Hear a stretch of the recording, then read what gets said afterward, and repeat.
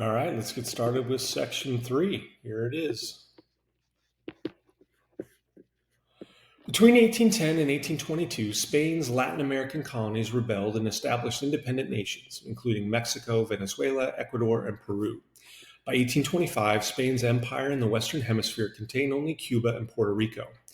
Americans sympathized with these Republican revolutions, and the United States was the first to recognize these new governments. Important parallels existed between the Spanish American Revolutions and the United States War for Independence, primarily that they were precipitated by imperial attempts to raise more revenue out of colonies. The Spanish government had been trying to strengthen its hold over the empire since the late 18th century. Napoleon invaded Spain in 1808, and in 1812 a constitution was adopted that granted more localized control to colonies.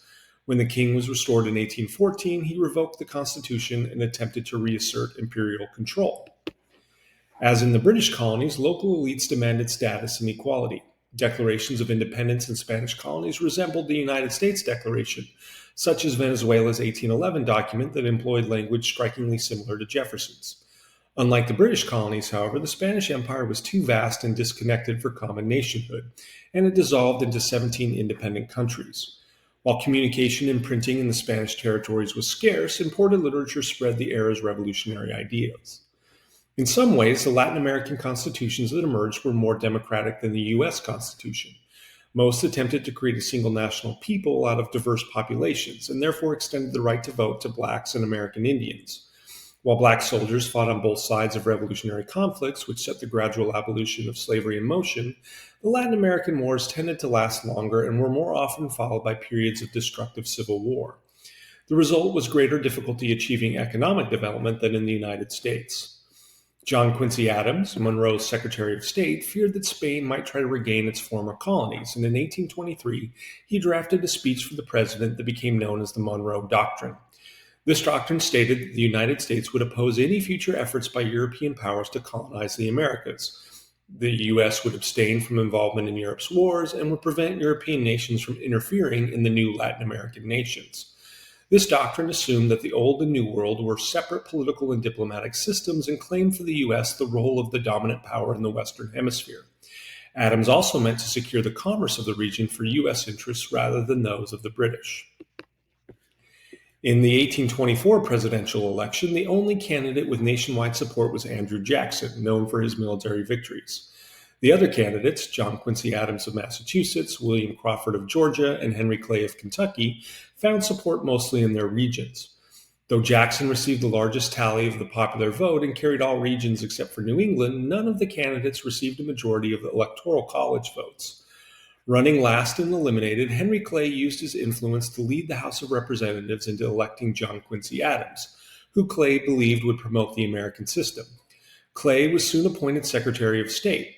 This appointment led to charges that a corrupt bargain between Clay and Adams had secured the presidency for Adams, and laid the basis for the emergence of a Democratic Party behind Andrew Jackson's candidacy in the 1828 election. The alliance around Adams and Clay came to form the opposition Whig Party in the 1830s.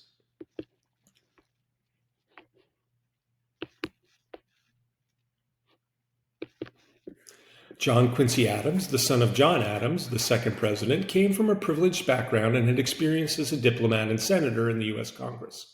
Despite his uncharismatic nature, John Quincy Adams was strongly nationalist.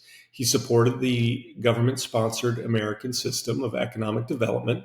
As the author of the Monroe Doctrine, Adams wanted to increase American commerce and power in the Western Hemisphere and hoped that the U.S. would eventually incorporate Canada, Cuba, and part of Mexico.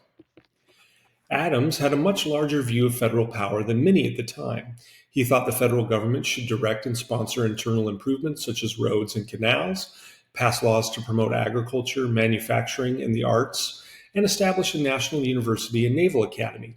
At a time when many Americans believed government power threatened freedom, Adams argued that liberty is power. His ideas horrified believers in strict construction who wanted a limited role for the federal government, and Congress approved few of his programs. Some of his ideas, such as a national university and adoption of the metric system of measurements, have yet to be implemented. Adams rallied in opposition around Andrew Jackson, dedicated to individual liberty, states' rights, and limited government. Jackson's campaign, organized by Martin Van Buren, a New York senator, started immediately after Adams took office. While Adams typified an old politics in which elites ruled, Van Buren, the son of a tavern keeper, represented a new era in American politics, in which ordinary men could become party managers and professionals and wield great power. Van Buren believed political parties and party competition were legitimate and good for the Republic by checking the power of administrations and offering voters choices. He also believed parties would suppress sectionalism by bringing together supporters and candidates from all across the country. Van Buren was alarmed by the sectionalism inspired by the slavery question in the Missouri debates, and he hoped to resurrect the Jeffersonian alliance between Southern planters and Northern farmers and urban workers. By 1828, Van Buren had established the political apparatus of the Democratic Party, with local and state units overseen by a national committee and newspapers devoted to the party. Adams disdained political organization, refused to dismiss federal office holders who campaigned for Jackson, and did little to promote his own reelection. Outside of a commitment to limited government, Jackson's campaign made few promises, but instead relied on his popularity and party machinery. Jackson's supporters disdained Adams' intellectual attainments and accused him of having mistresses while serving as a diplomat in Europe, while simultaneously praising Jackson's frontier manliness.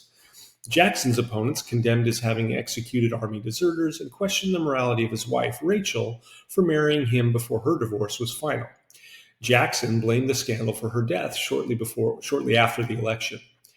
By 1828, voters, rather than legislatures, chose electors in all states except for South Carolina, which helped to encourage campaigning and high voter turnout. Jackson won an astounding victory, carrying the entire South and West as well as Pennsylvania.